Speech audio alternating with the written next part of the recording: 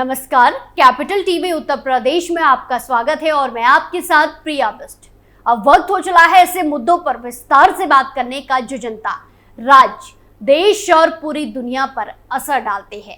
उपचुनाव से पहले सपा प्रमुख अखिलेश यादव के पुराने नेता नवाब सिंह यादव की मुसीबतें बढ़ती दिखाई दे रही है। जहां नेताजी पहले से जेल में बंद है और अब उन पर एक और मुसीबत का पहाड़ टूट गया है। तो आज बताऊंगी नवाब सिंह यादव पर हुए नए एक्शन के बारे में, बताऊंगी एक्शन से बड़ी अखिलेश यादव की मुसीबतों के बारे में, आगे बताऊंगी कि उपचुनाव पर क्या असर पड़ेगा। एक एक कर डिटेल में सब कुछ बताऊंगी। तो शो शुरू करते हैं।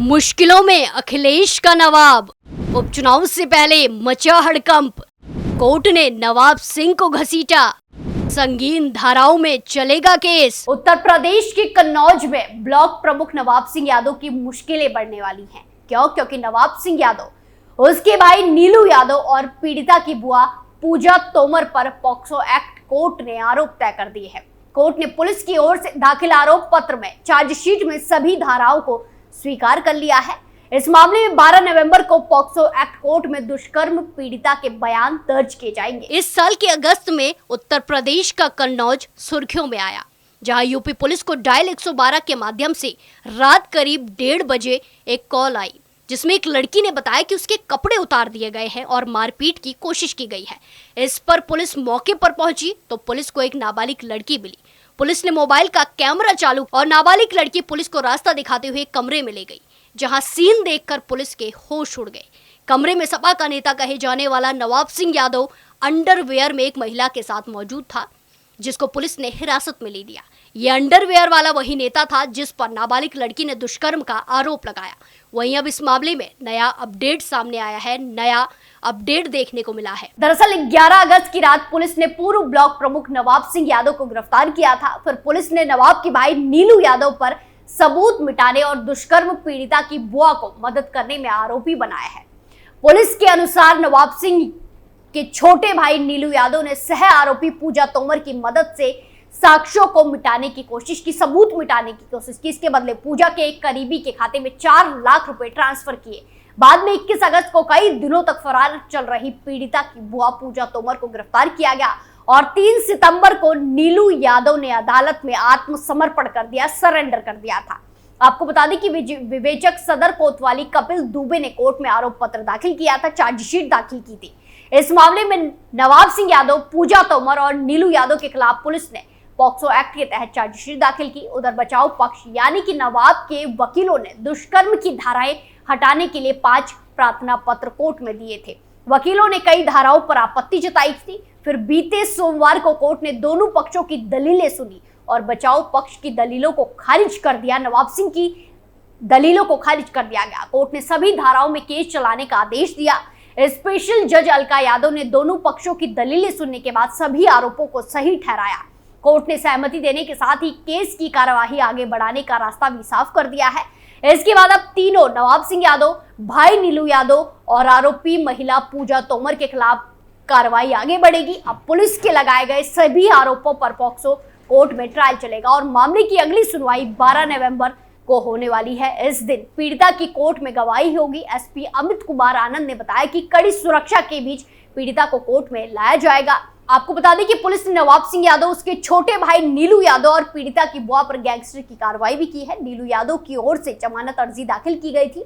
सोमवार को गैंगस्टर एक्ट कोर्ट ने सुनवाई कर जमानत अर्जी को खारिज कर दिया है। इन धाराओं के तहत चलेगा केस। नवाब सिंह यादव पर आईपीसी की धारा 65 खंड 1, 115 खंड 2, 351 खंड 3, 61 खंड 2 और पॉक्सो एक्ट की धारा 3/4 खंड 2 के तहत केस चलेगा।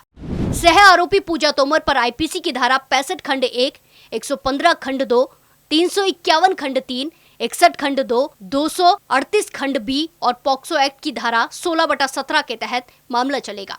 नीलू यादव पर आईपीसी की धारा 238 खंड बी के तहत केस चलेगा। इसी के साथ तीनों पर गैंगस्टर एक्ट के तहत भी कार्रवाई हो चुकी है, जिसकी सुनवाई अलग कोर्ट में होगी। वहीं सपा प्रमुख अखिलेश यादव के साथ साथ समाजवादी पार्टी के सभी नेताओं कार्यकर्ताओं ने नवाब सिंह यादव की गिरफ्तारी के बाद उससे सार्वजनिक तौर पर दूरी बना ली है। साथ ही साथ नेता के साथ संबंध पर समाजवादी पार्टी ने अपना पल्ला झाड़ लिया। सपा के जिला अध्यक्ष कलीम खान ने 12 अगस्त को बयान जारी कर कहा था कि नवाब सिंह यादव पार्टी के सक्रिय सदस्य नहीं है।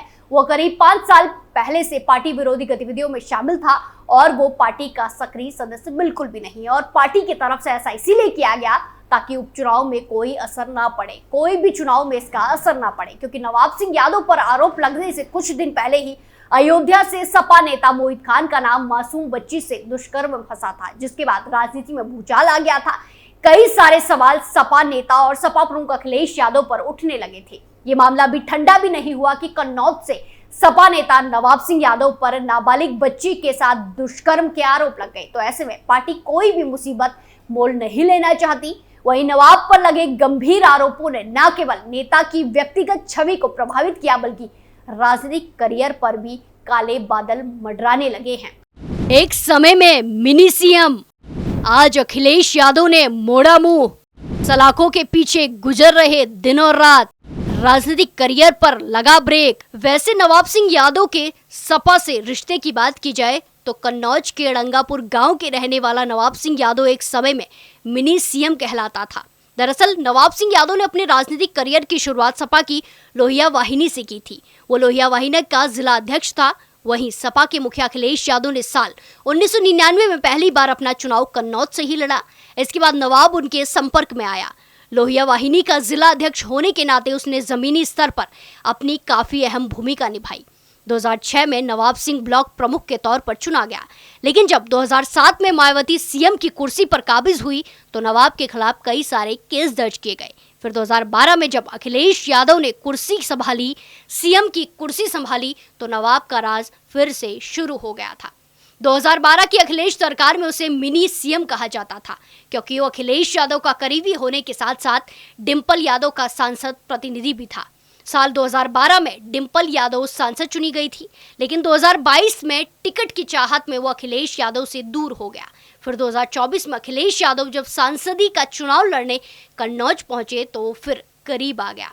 हालांकि केस में फंसने के बाद सपा का कहना है कि नवाब सिंह पार्टी से जुड़ा नहीं है। मामले में फंसने के बाद नवाब सिंह यादव की क्राइम कुंडली खंगाली गई तो पुलिस ने उसके खिलाफ दर्ज 15 मुकदमों की सूची दिखाई, जिसमें बलवा, लूट, मारपीट, धोखाधड़ी, अपहरण, सरकारी संपत्ति को नुकसान पहुंचाना, गुंडा एक्ट, जानलेवा हमला, मारपीट, छेड़छाड़ और पॉक्सो एक्ट में मुकदमे दर्ज पाए। हालांकि नवाब सिंह यादव और उसके समर्थकों का कहना है कि सभी मुकदमे राजनीति से प्रेरित हैं, ये उनको फंसाने के लिए है। ऐसे में एक और गंभीर केस में फंसने से नवाब सिंह यादव की मुश्किलें लगातार बढ़ती जा रही हैं। एक तरफ सपा प्रमुख अखिलेश यादव के साथ साथ पार्टी के हर नेता कार्यकर्ता ने पल्ला झाड़ लिया है, तो दूसरी तरफ नवाब सिंह यादव ने किशोरी से दुष्कर्म किया था। इसकी पुष्टि आरोपी और पीड़ित किशोरी के डीएनए जांच में हुई। फॉरेंसिक लैब के निदेशक ने पुलिस अधीक्षक के पास डीएनए जांच रिपोर्ट भेजी।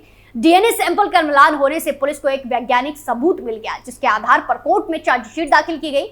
इसके बाद मामले में नवाब सिंह यादव, उसके भाई और पीड़िता की बुआ पर पॉक्सो एक्ट कोर्ट में आरोप तय किए गए। कोर्ट ने पुलिस की ओर से दाखिल आरोप पत्र में सभी धाराओं को स्वीकार कर लिया है। इस मामले में 12 नवंबर को पॉक्सो एक्ट कोर्ट में आगे की कार्रवाई की जाएगी।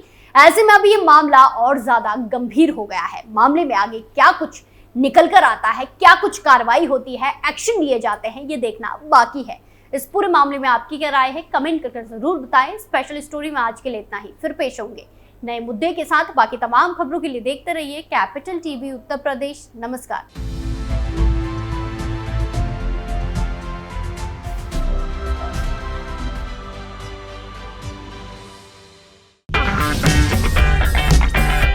अगर आपको हमारा वीडियो पसंद आया हो तो इसे लाइक करें, हमारे चैनल को सब्सक्राइब करें और हाँ, बेल आइकन दबाना ना भूलें ताकि आप तक हमारे वीडियो की नोटिफिकेशन पहुंचती रहे। आप अपना सुझाव हमें कमेंट बॉक्स में दे सकते हैं। हमारे साथ जुड़ने के लिए शुक्रिया। मैं राजनीति करता नहीं, पर राजनीति को बहुत गहरे तक समझता हूं। मैं लोगों के बीच रहता हूं, लोगों के मन को अच्छे से जानता हूं।